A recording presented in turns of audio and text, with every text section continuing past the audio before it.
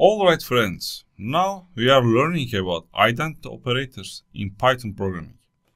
So, these operators are used to check whether two variables refer to the exact same object in memory. So what does it mean?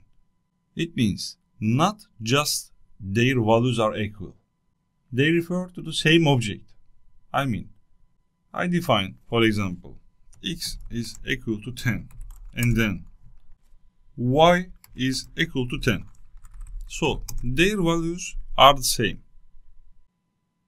But this is not enough. We need to check they refer to the same object in memory. So if I write it, what's identity operator by the way is x is equal to y. X is y. If I run it, so I need to run 18. If I run it, it's true. Because Python points both the same small integer object for small integers. They uses the same memory for small integers. For example, I change it from 10 to 105, for example. If I run it again, you see false. We have also is not operator.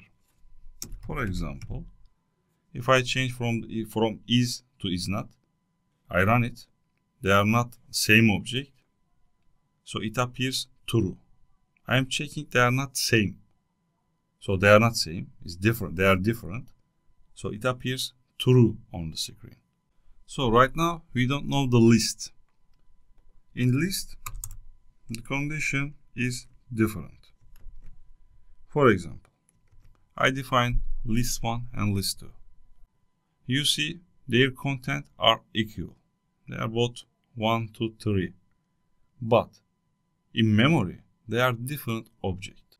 So in list, even though the content are the same, is operator checks identity, not only content. So if I compare with is identity operator list 1 and list 2, I'm writing list 1 is list 2. So I run it, you see false. They are not exact same thing. List 1 is not exact same thing with list 2. Their content are equal, but they are different objects in memory. So that's the difference. So that's all for this lesson. See you in the next lesson.